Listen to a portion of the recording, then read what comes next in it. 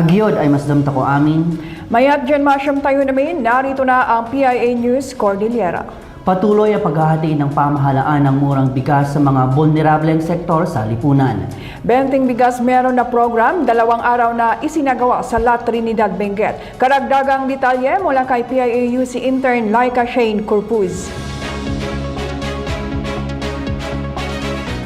Sa gitna ng nagtataasang presyo ng bilihin, ito ang hatid ng pamahalaan sa mga residente ng La Trinidad sa pamamagitan ng Benting Bigas Program na mula Mayo 26 hanggang 27. Daan-daang mamamayan ang dumagsa sa Municipal Hall parking area sa TM5 upang makakuha ng abot-kayang presyo ng bigas. Bukas ang programa para sa mga magsasaka, senior citizens, PWDs, solo parents, utility worker, low-wage earners, pati na rin ang mga vegetable packers at convoys sa bayan. Siyempre ma'am, malaking tulong to kasi i-compare mo yung 65, di ba, to 20. Malaking tulong lalo sa amin na mga parents ng PWDs. Parang ako, hindi ako, nag-resign ako sa work para naalagaan ko yung 2 anak ko na with disability. So malaking tulong talaga sa akin. More pa na program sana. Yung kung pwede every month, ganun. Paglilinaw ng pamahalaang lokal, hindi maaaring makabili ang mga nakakuha sa huling programa sa Benguet Provincial Office nitong Abril upang matiyak na magiging patas ang distribution at mas marami pang pamilya ang makinabang. Ay sana tuloy-tuloy. Kagaya ngayon na talagang krisis ang panahon is kailangan sanang, ayun nga, mas lalo ngayong lahat ng tao nangangailangan. Di ba? Mas lalo ngayon malaki ang krudo, mataas ang krudo. Doon pa lang is malaking help ang murang bigas. Sana tumagal nga, sana mas marami pang matulungan itong programa. Ang 2 araw na aktibidad na ito ay bahagi rin ng selebrasyon ng Farmers and Fisherfolks Month sa La Trinidad sa pakikipagtulungan ng National Food Authority, Provincial Government at Federation of Benguet Farmers upang direktang maipabot ang subsidiya sa mga nangangailangan. Yes, because we have 300 sacks times 50, so that's 15,000 kilos. By 10 kilos, so we expected 1,500 slots for 1,500 beneficiaries. So yesterday we were able to distribute 800, and then now we'll be distributing 700 pots. Hopefully, kung we will pay already the first 300. Maybe we can request. Hopefully, we can have it in June and July. Ang Benting Bigas Meron na program ay programa ng kasalukuyang administrasyon na naglalayong maging accessible at available sa publiko ang murang bigas, lalo na sa vulnerableng sector. Mula rito sa La Trinidad Municipal Hall, ako po si PIAUC intern Laika Shane Corpuz para sa PIA News Cordillera.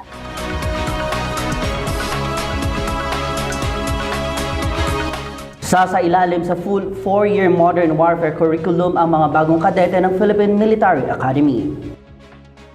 Kamakailan ay isinagawa ang reception rites para sa 367 na kadete na bubuo sa Class 2030. Sila ang unang batch na kukuha ng Bachelor of Science and Management Major in Security Studies curriculum kung saan kasali ang Principles of Modern Warfare.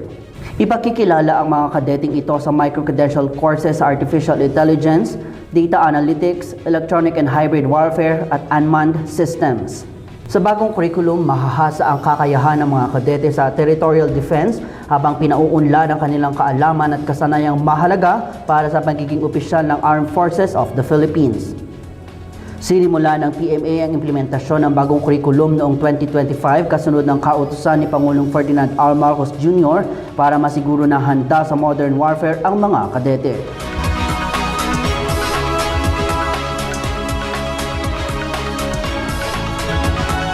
Bilang pagpapalakas ng industriya ng niyog sa Tuba Benguet, namahagi ang Philippine Coconut Authority ng coconut seedlings sa mga magsasaka. Bahagi rin ito ng intercropping strategies para sa mga residente sa bayan. Narito ang report ni PIAUC intern Angela Espiritu.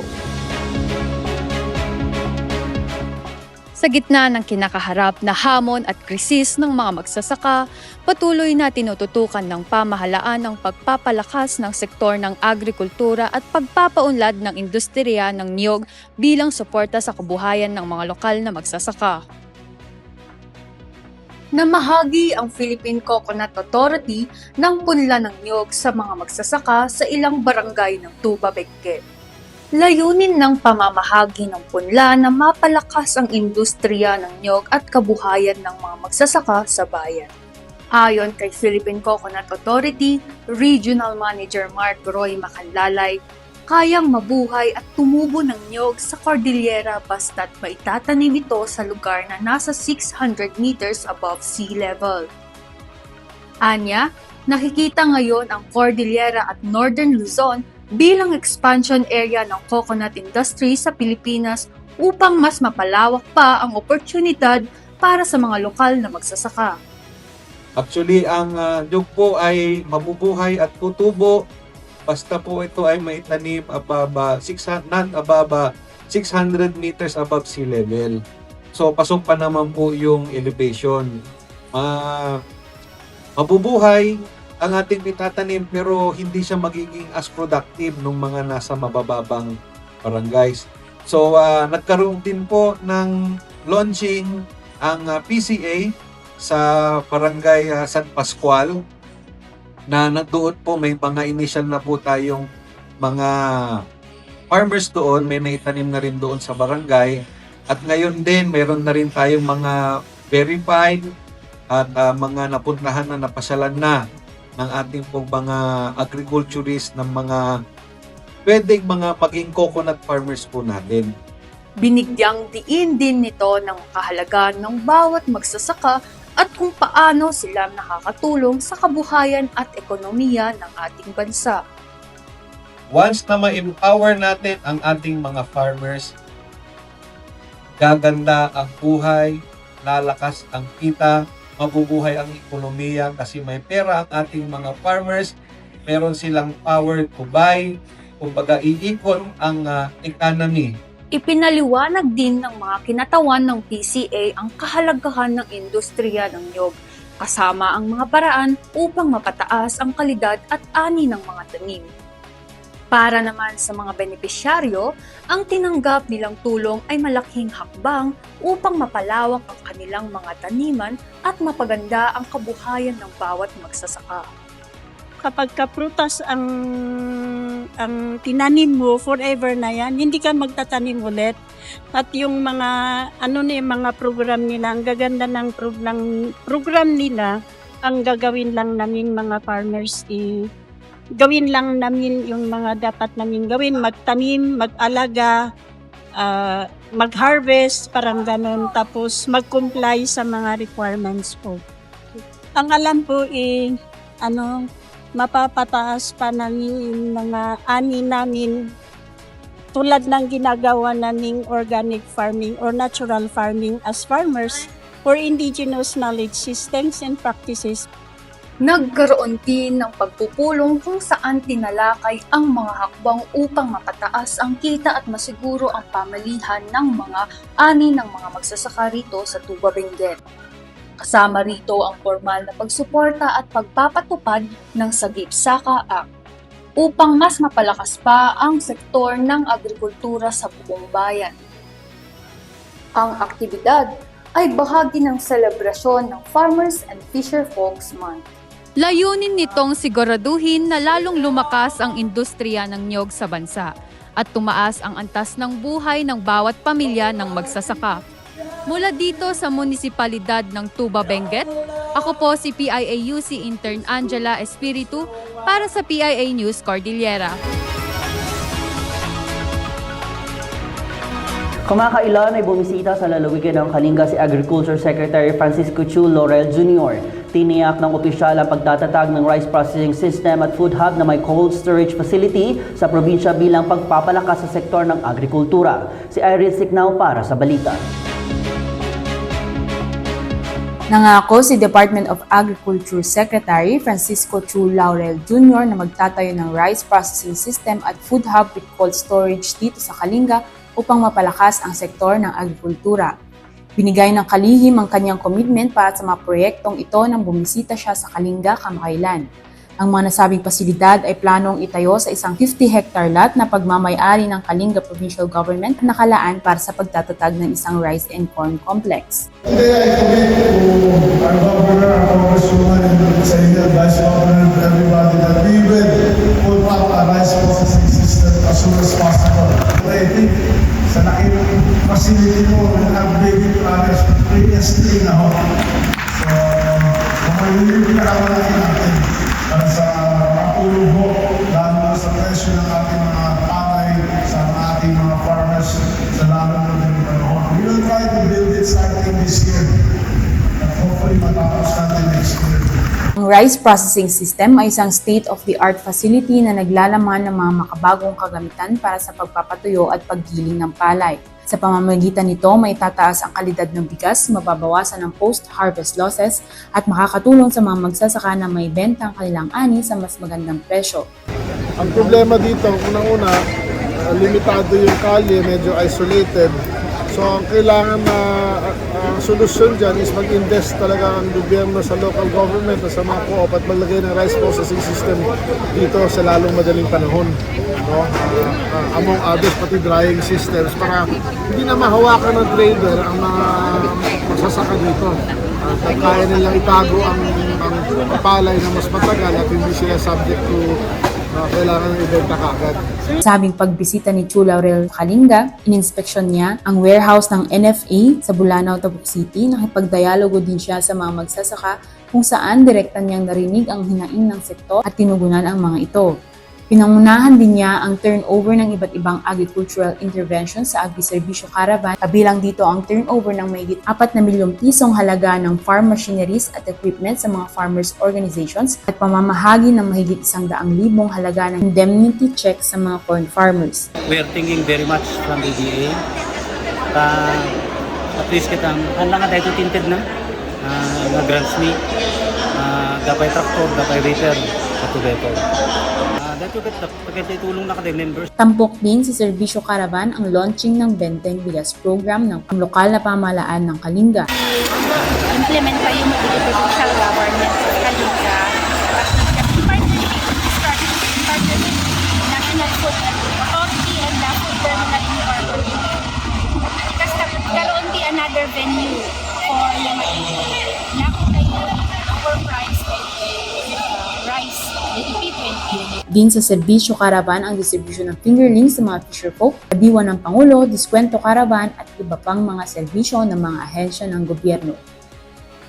We believe that through strong collaboration between the national government and local government units, we can bring lasting progress and opportunities to our farmers and future generations.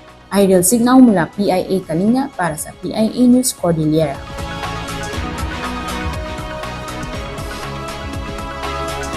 Bilang pagdiriwang naman ng Farmers and Fisher Folks Month sa Mountain Province, isinagawa ang iba't ibang aktibidad gaya ng Farmers Congress at pamimigay ng agricultural equipment at machinery. Report hatid ni Cheryl Itio. Nakibahagi ang mga magsasaka at mangingisda mula sa iba't ibang bayan ng Mountain Province sa selebrasyon ng Farmers and Fisher Folks Month sa lalawigan nitong Lunes.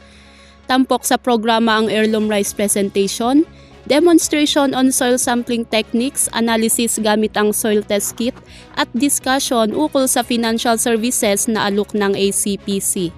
It is your day. It is a day dedicated to you to honor the invaluable contributions you para kayo the primary providers of food security. I urge everyone, our private sector partners, youth and consumers, to actively support our local producers. Buy local, support local, and respect local. Sa temang Empowering Agriculture, Honoring Excellence, Innovating Production and Strengthening Farmers Organizations, ipinasakamay din ng Department of Agriculture sa ilalim ng High Value Crops Development Program ang ilang kagamitan sa agrikultura para sa mga farmer cooperative associations. Nagkaroon din ng Farmers Congress kung saan nagkaroon ng knowledge sharing, innovation at capacity building sa pagitan ng mga agricultural stakeholders. First time me ay man-attend si kamanina ay forum di DA from Bontok. Manyam-aman kami si kamanina ay pa-meeting you kot mas ma-empower di ammomi. Gapusin na programs you and activities kot na-enjoy mi sa activity. Edwani.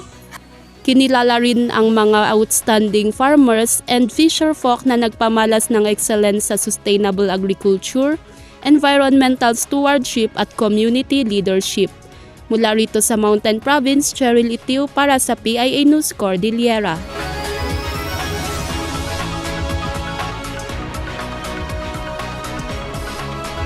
Pinalalakas ng Department of Labor and Employment ang mga komunidad sa pamamagitan ng TUPAD program.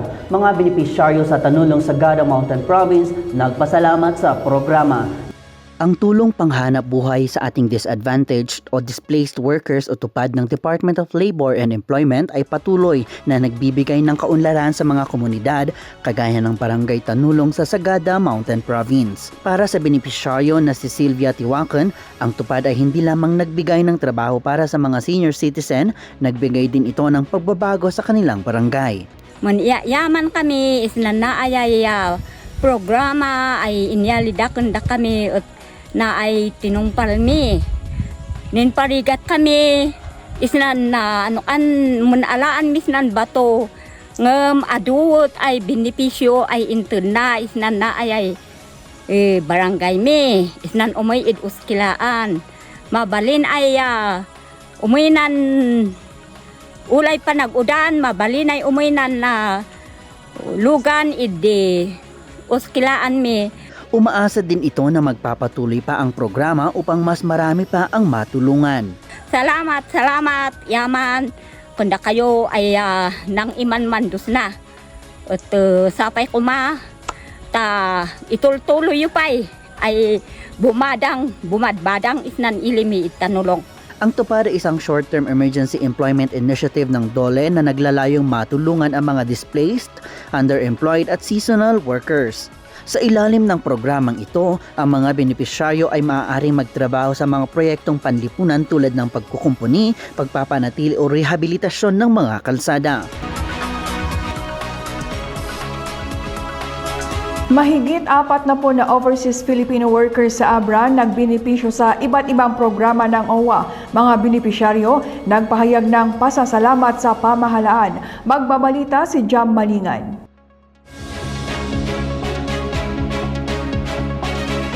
Mahigit 1.27 milyong piso ang naipamahagi sa 46 overseas Filipino workers at kanilang mga pamilya sa ilalim ng iba't ibang programa ng Overseas Workers Welfare Administration o OWA Abra Office. Mix po yung beneficiaries natin ngayon, ma'am. Yung iba po merong naka-receive ng livelihood under the Balik Pinas Balik Hanap Buhay program, then the medical assistance, and then yung MOI 01 natin and 014 para sa mga OFWs natin na galing sa Middle East na merong referral from the post na pwede silang mag-avail for the program.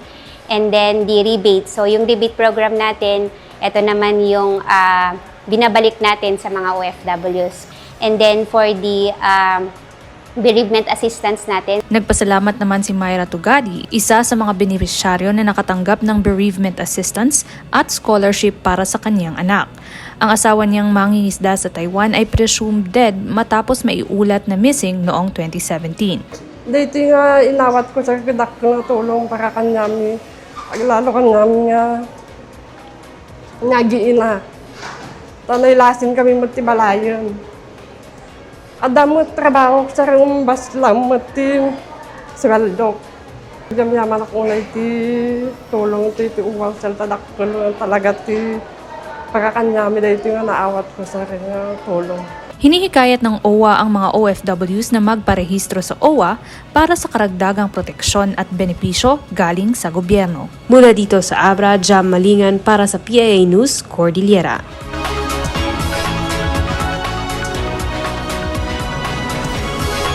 Patuloy na pinalalakas ng Bureau of Fisheries and Aquatic Resources o BIFAR ang aquaculture development sa lalawigan ng Ifugao. Kumakailan ay namahagi ang BIFAR ng 75,000 tilapia fingerlings sa mga mangingisda ng Aguinaldo bilang input assistance. Sa ilalim ng Fisheries Extension Program, na ipamahagi rin ng 16,800 na tilapia fingerlings na may kompletong feed packages sa 14 na rice fish culture technology demonstration projects sa Aguinaldo at Tinok.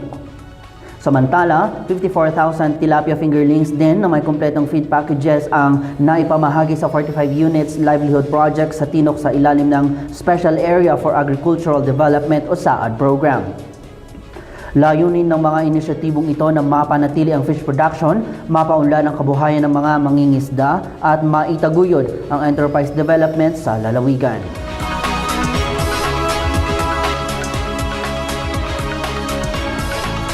Muling ipinamalas ng 1505th Maneuver Company ng Regional Mobile Force Battalion 15 ang serbisyong may malasakit at puso para sa mamamayan. Kamakailan ay inihatid nilang iba't ibang tulong sa isang lola sa liblib na barangay Bolo sa Kabugao, Apayao sa ilalim ng programang Panag-aywan Iti Kailian. Inahandog nila ang wheelchair para kay Lola Minda Batlong na hindi na makalakad dahil sa komplikasyon sa kalusugan. Bukod dito, binigyan din nila si Lola Minda ng grocery package at mga damit. Nagpasalamat naman ang 1505th MC sa lahat ng mga sponsors na tumulong para maisakatuparan ang programa.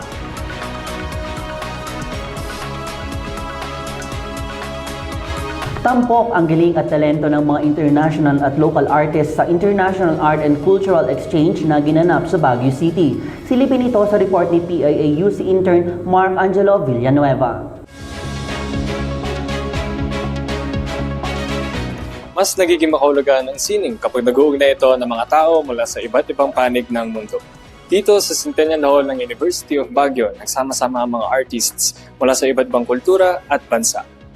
Ang Mangkakait Friendship 2026 ay isang international art and cultural exchange na nagdiriwang ng pagkakaisa sa pamamagitan ng sining. Hango sa salitang Ibaloy na nangangahulugang pagkakaibigan, ipinapakita ang iba't ibang malikhaing ekspresyon na nagpapaalala na sa kabila ng pagkakaiba ng wika at kultura, nananatiling iisa ang lengguwahe ng sining. Kasi bilang founder sa Pugad Art Studio ay may marami akong estudyante. At the same time, marami akong tayong artist na mga nagsisimula. So gusto ko silang ma-motivate na magkaroon sila ng mas malawak na kaisipan sa sining. Mahalaga rin para sa kanila ang kultura ng isang bansa sapagkat ito ang nagsisilbing pagkakakilanlan ng mamamayan nito. Well, ang nakakatawa pa doon yung mga sumasayaw from Baguio. Kasi sana hindi mawala yun. So masyadong, kasi hindi lamang paintings kundi lahat, even yung mananayaw natin. It's an also art.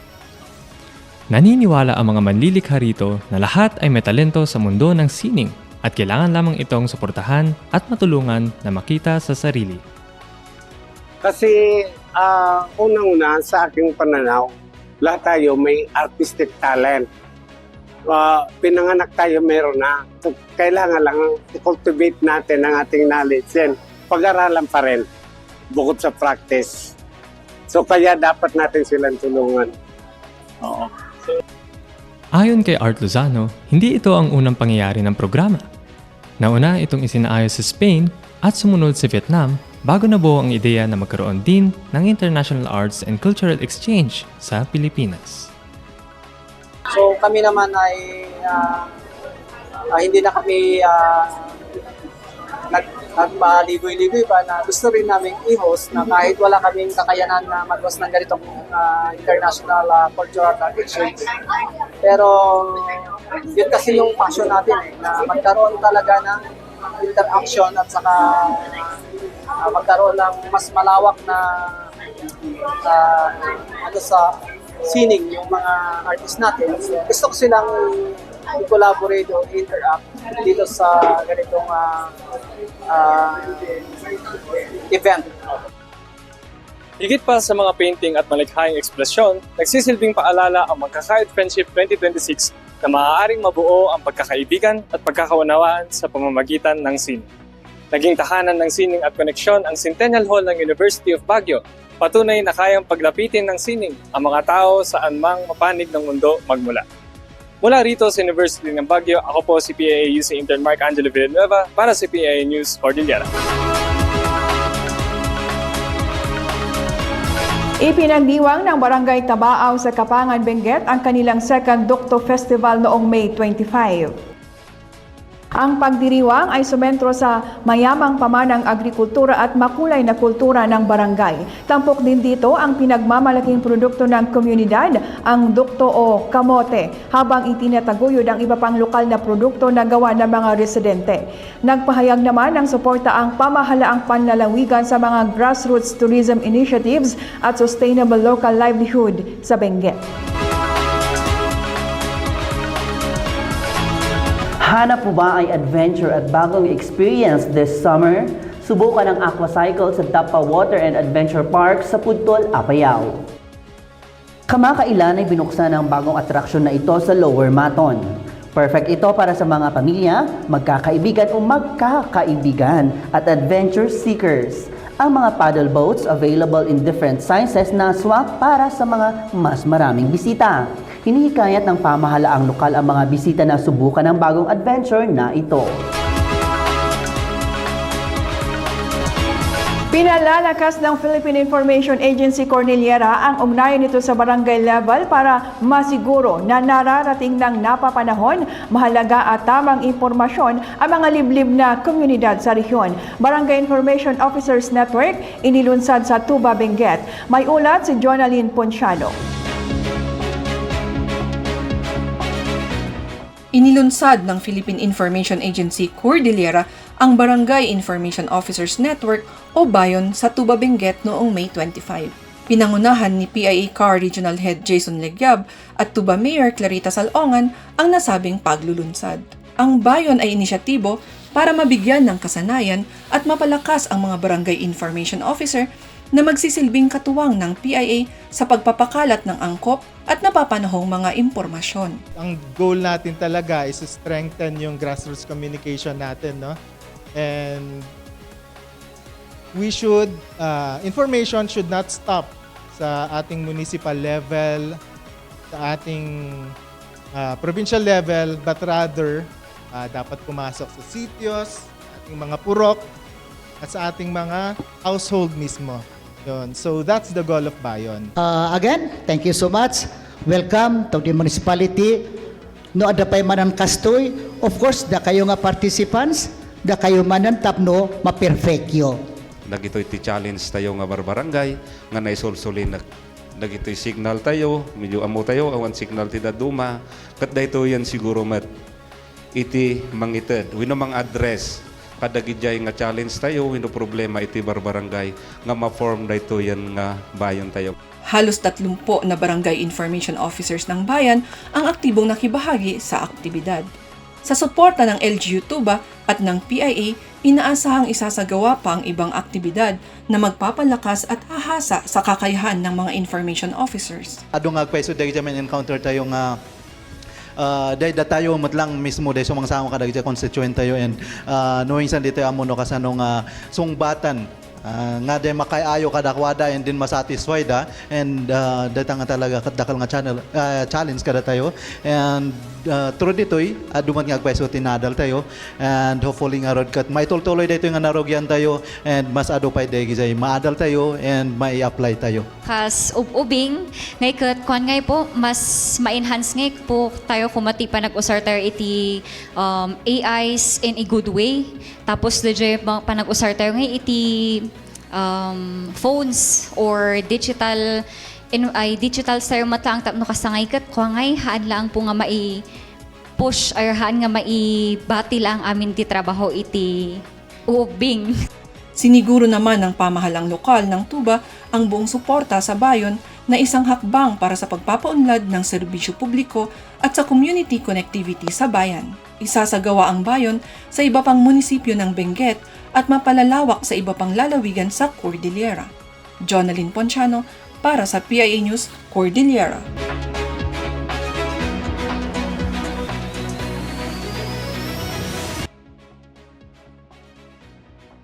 We are very grateful dito sa suporta ng LGU2 para sa successful launching nitong Bayon na programa natin for the barangays. And maganda nga itong bayon talaga na ito kasi naaabot ng impormasyon ang mga tao sa barangay. Kaya sana ay suportahan pa ito ng ating communities. Yes, abangan po yung launching, yung pagsasagawa din natin ito sa iba pang barangay dito sa Cordillera.